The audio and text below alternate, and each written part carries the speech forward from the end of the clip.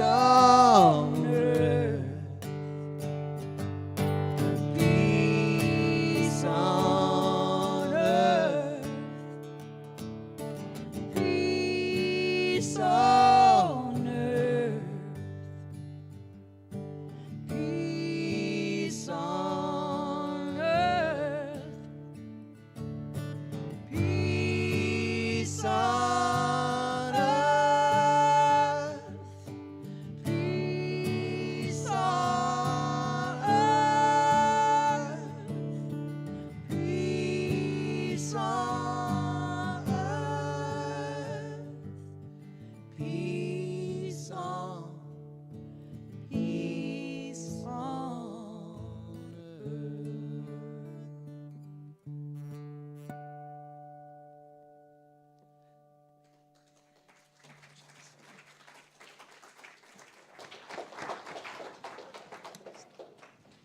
Beautiful, beautiful. Thank you, Michael and Leanne. Wow, what a gift.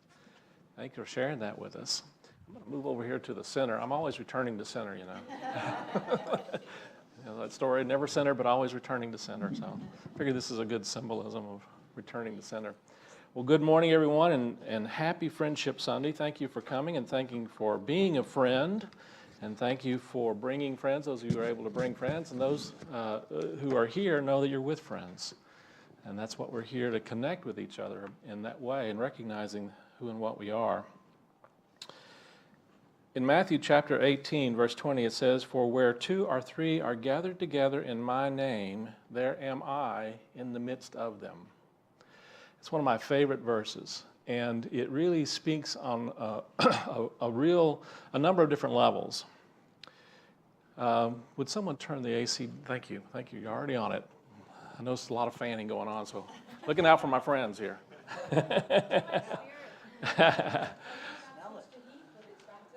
Back to AC, good, yeah. Warming things up. This verse, it speaks to me on a lot of different levels, and one of the things it says is, wherever 2 or more are gathered together in my name, there am I in the midst of them.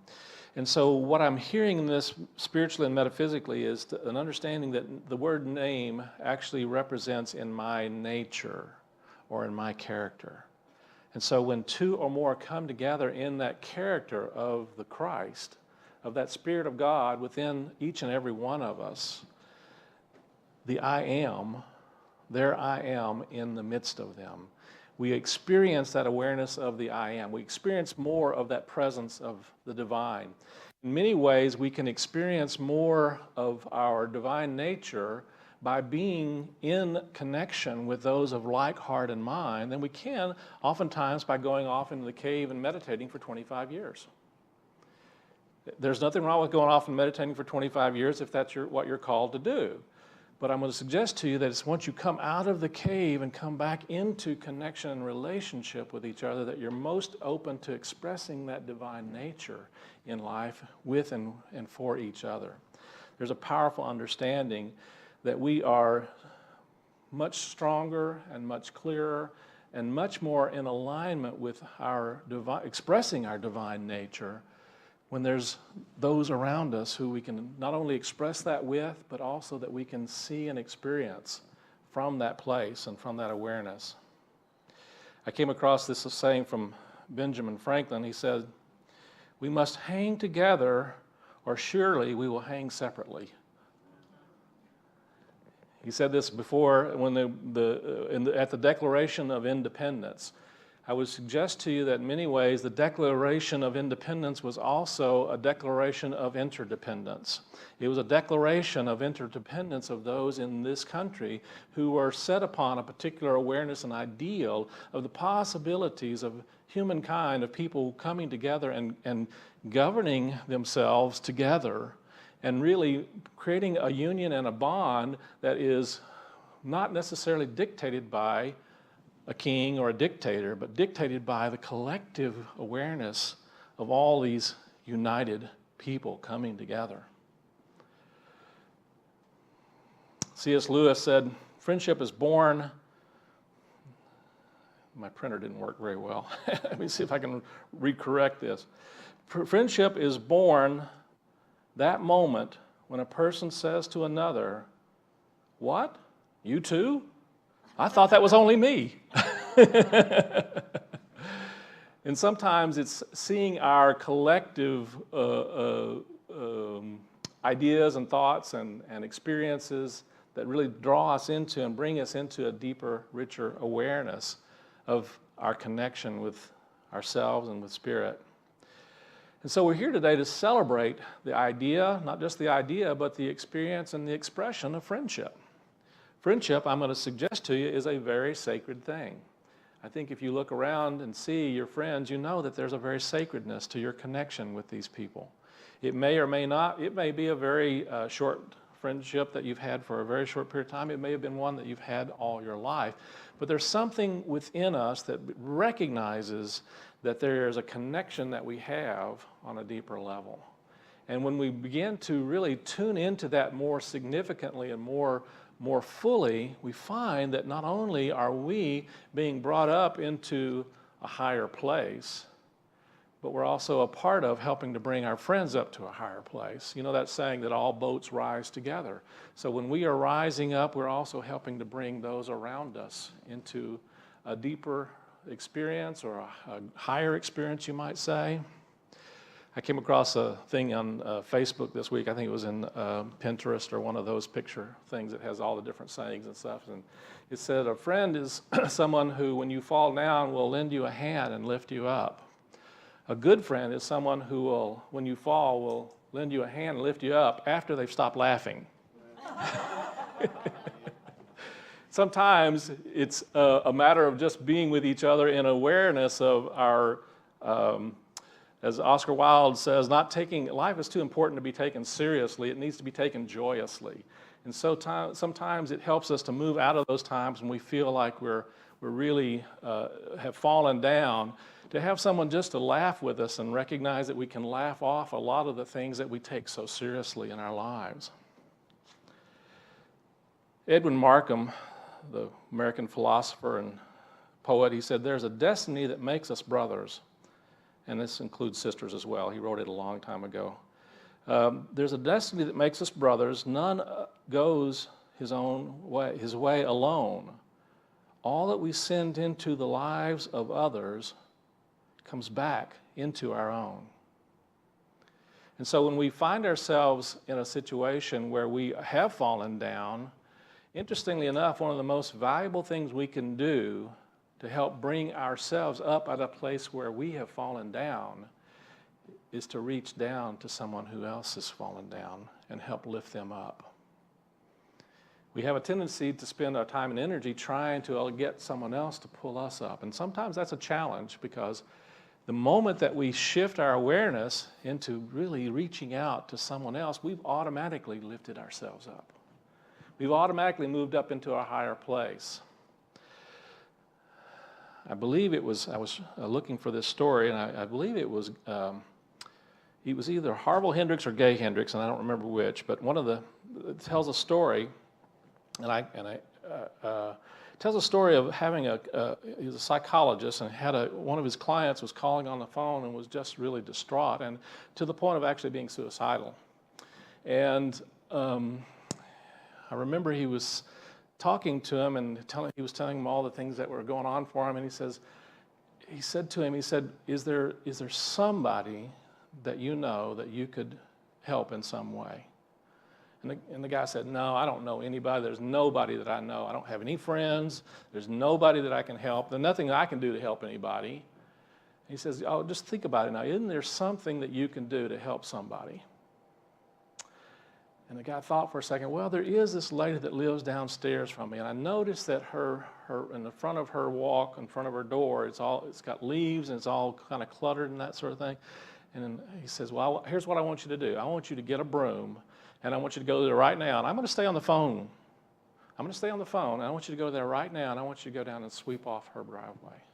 And the guy says, well, all right. So he went down and swept off the lady's driveway, sidewalk in front of her house. Came back maybe 5-10 minutes later, and Thank you. I'm fine. That was all I needed.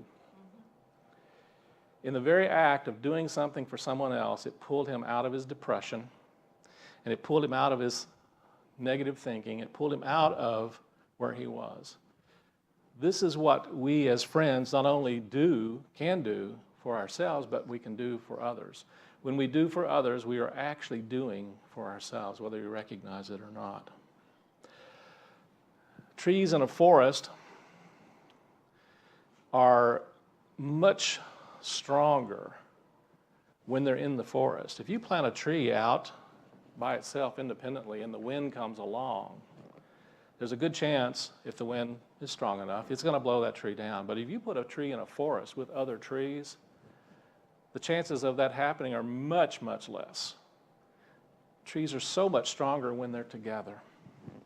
You and I are so much stronger when we are together. When we are connected, and even if we're not even touching each other, if we're even in the same proximity together sometimes, it gives us that added strength. I came across a study that was talking about, they gave a test to 10 different students, gave them all the same test and checked out their scores, and then they had all 10 of them come together and take a similar test all together. And the scores were exponentially higher when they all went together to take the test. Because the reality is, none of us know all the answers, right? But the truth of the matter is the answer is in the room. As we come together, there's a collective understanding, there's a collective knowledge, there's a collective wisdom, there's a collective intelligence that draws us into a greater experience and expression of who and what we are and who and what we can be in our lives. Adlai Stevenson once said, on this shrunken globe, men can no longer live as strangers.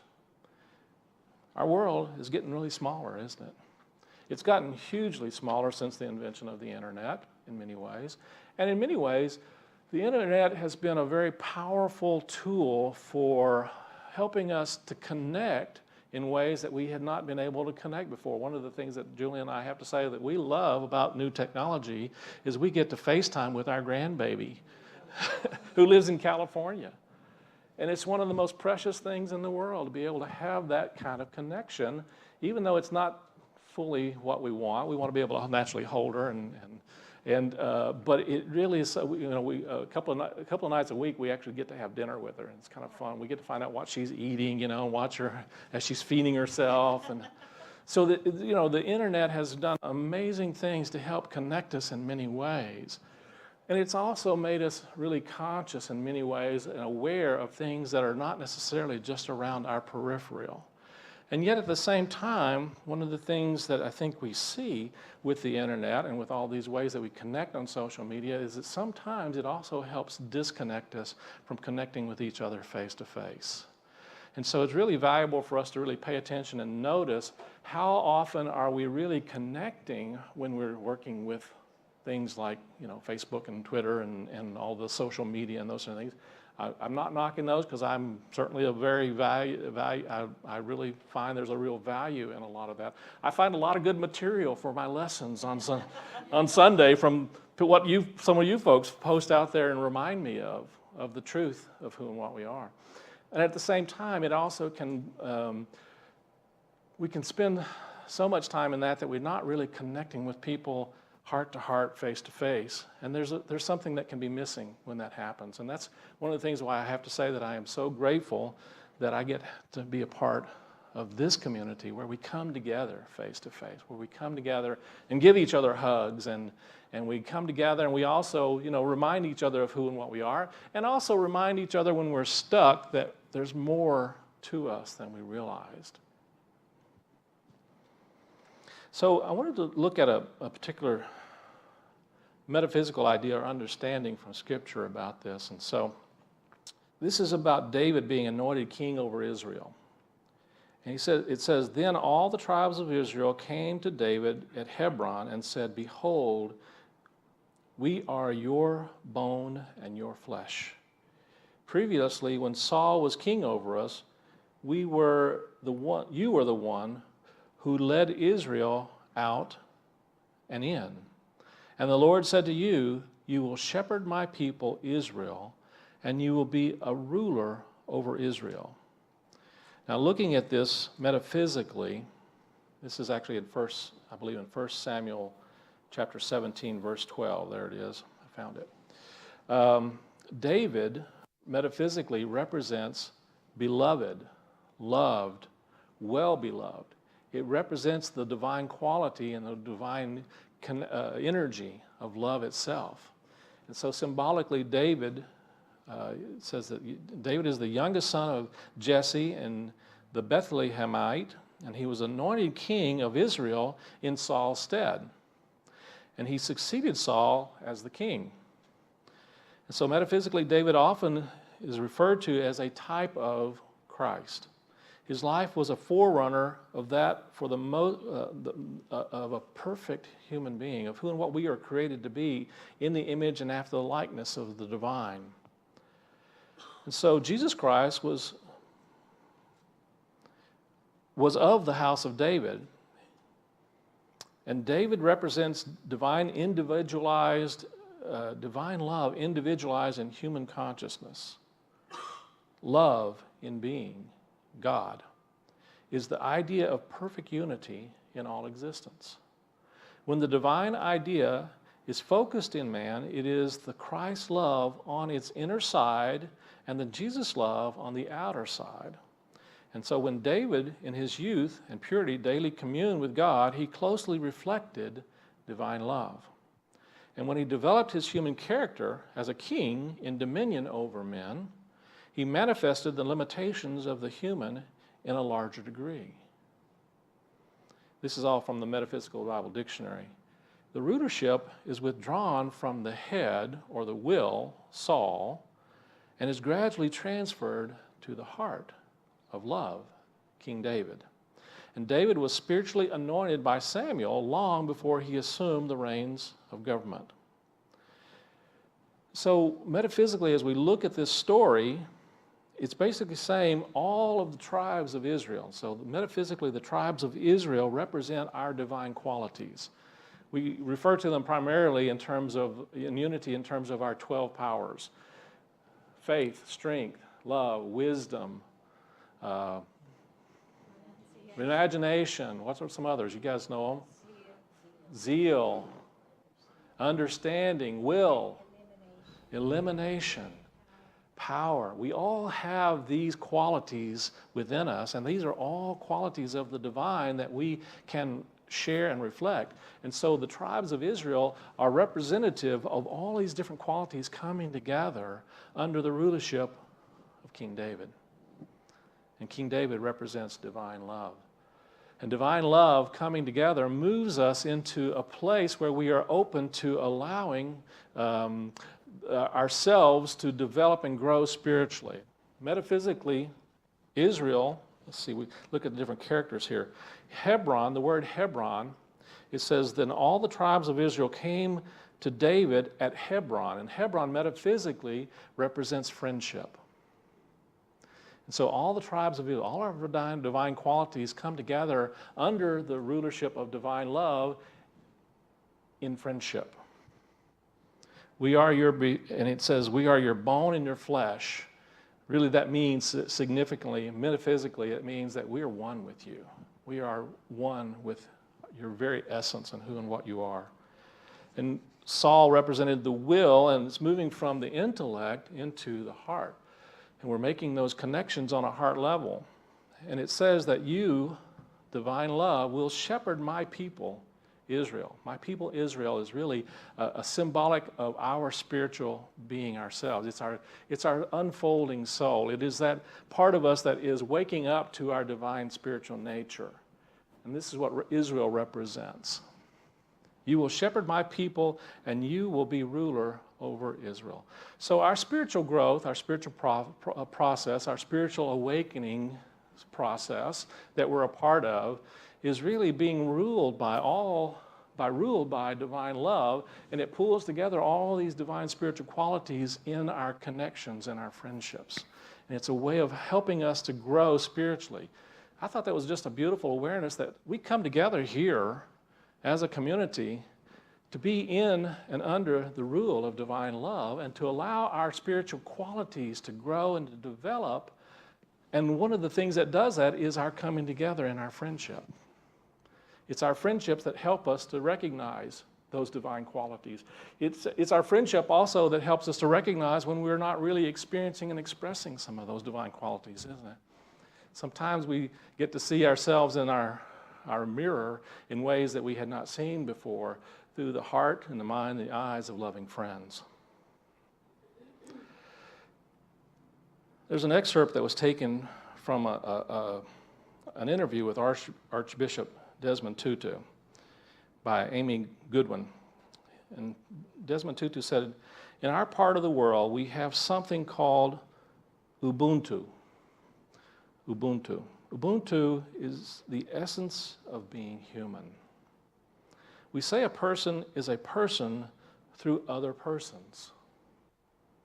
I can't be human in isolation. I need you to be all you can be so that I can become me and all that I can be. That we are made for family. We are made to be together. We can't all be who we are created to be unless we are also in connection with those who are helping us to see and learn and grow in who and what we can be and who and what we are. You know, I heard somewhere that a friend is someone who accepts you where you are, but doesn't let you stay there. And I love that because I know that there have been times in my life where I've been, severely depressed. After some difficult things happened in my life, I found myself really, really down. And I've had people who reached out and took me in and helped me to heal and helped me to be nurtured and brought me in. In fact, there was a time when I didn't have a place to live, and they took me in and let me live with them for a few months. And it was one of the most wonderful, gracious, and loving friend things that they did for me. And they did something else for me. After a few months, they told me I needed to get out. It was one of the most loving, precious, beautiful things that a friend could do. Now, they didn't say it just that way, don't get me wrong. They said, we know that you're able to do this. You need to find yourself a place. And we're going to give you a month to go and find yourself and get back on your feet. And we're going to give you some time to do that. But by this time, we expect you to be out on your own. One of the most important and valuable things that a friend has ever done for me. I think that's what friends do. They take you in and they kick you out. But not necessarily, to just sink or swim. But I always knew that they were there for me and they had my back. I heard a phrase the other day I hadn't heard before. It was called, we have your six. And that means 6 o'clock. We have your back. Saw this cute cartoon also, and there was 2 stick figures, and one of them was holding a long stick, and the other one was just kind of arms and head up here and feet down here, and nothing in the middle. And it said, I got your back. Can you see that? I thought that was great. I love that. Well, we got your back in other ways. So good friends are there not only to help you up, but also to be helped up by you. And one of the things we know is that friendship, it's funny because I went out and did a search on friends and health. Do you know how many articles have been written about the research that has been done? I mean, there's numerous research on the amazing health and life benefits of having friends. Your friendships will help you live longer. Do you know that? There was a study done, 1,500 older people for 10 years found that those who had larger networks of friends outlived those with fewer friends by more than 20%. That's pretty significant. Lots of research has shown that social support and good health are totally connected. One recent study of people with ovarian cancer says those with lots of social support had lower levels of protein linked to more aggressive cancers. This made their chemotherapy treatments even more effective. They showed that that the treatments they received were more effective when they had a good group of friends around them. And so Ralph Waldo Emerson once said, the only way to have a friend is to be one. One of the ways that we can help develop more friends in our lives is to show up as a friend, to find interest and commonality and connection with those in our lives and our world. And in the very act of doing that, one of the things that's happening is that we are actually tuning and training ourselves to experience more of our connection with our greatest friend, which is the Spirit of God in our very midst. I came across I want to back up just a second here. Oscar Wilde once said, anybody can sympathize with the sufferings of a friend, but it requires a very fine nature to sympathize with a friend's success.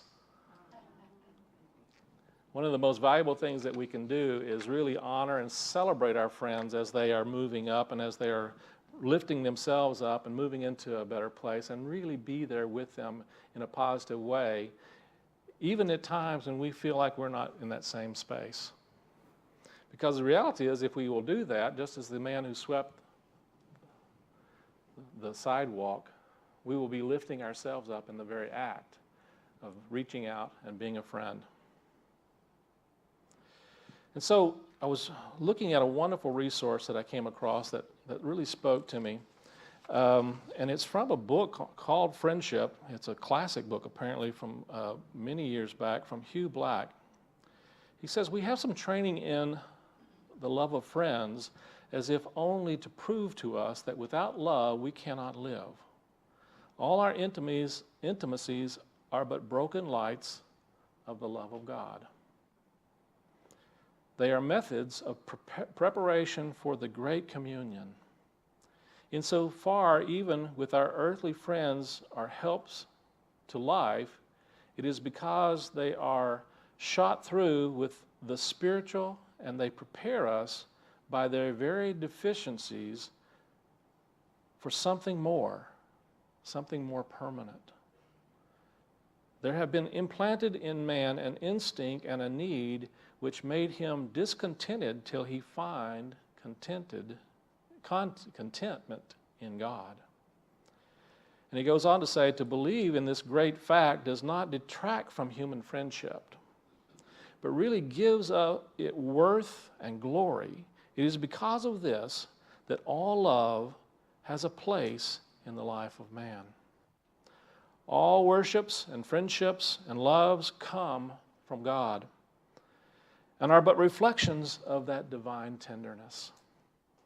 All that is beautiful and lovely and pure and of good repute finds its appropriate setting in God, for it was made by God.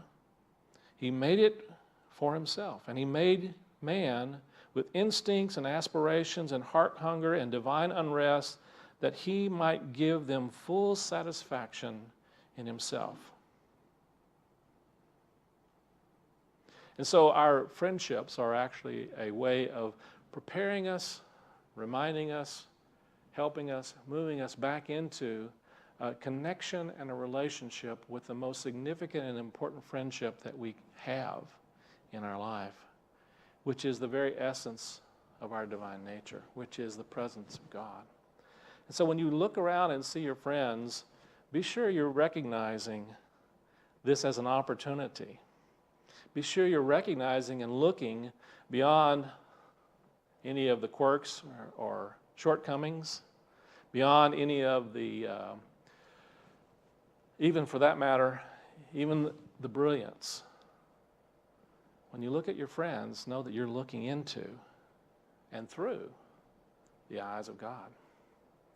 And so I just invite you as we continue this time of celebration, of friendship, to really hold that energy, that feeling, that awareness that I'm looking right now. Oh, wow, look around. Not only am I looking into you and seeing the presence of the divine, the reality is I couldn't see that if I didn't also have that in me. Wow. Thank you, God. So as you go through your week, considering and honoring friends, considering honoring those in your life, let your heart and mind be tuned into that way of looking and seeing. Let this mind be in you, which was in Christ Jesus, who did not think it blasphemy to be one with God. And that's the truth. Thank you for celebrating with me, and let's move into our meditation time. And so just take now a nice deep breath, breathing into that heart space, allowing yourself to be open and aware of that divine presence, the Spirit of God in you, in this place, in this coming together as spiritual friends.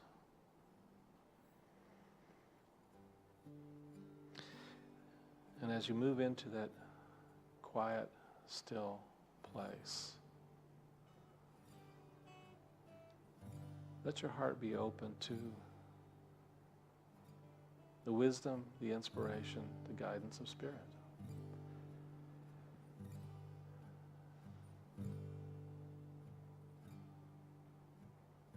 To be open to looking and seeing in and through the heart and the mind and the eyes of God. Seeing those in your life that you call friends and those that call you friend. Looking clearly and allowing divine love to be the ruler of all of your divine faculties of awareness, of an understanding, of all of your faculties of faith and strength and power and will. Just allow them to be under the rulership of that divine love.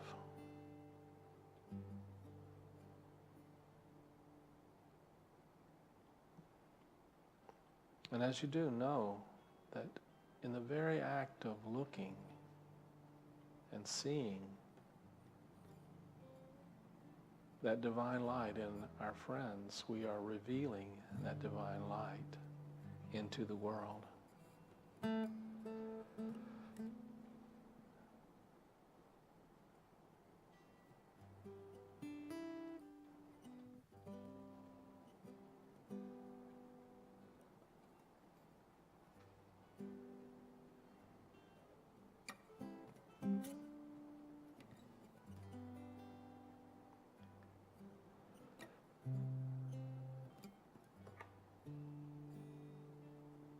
Thank you, thank you, thank you, Blessed Spirit,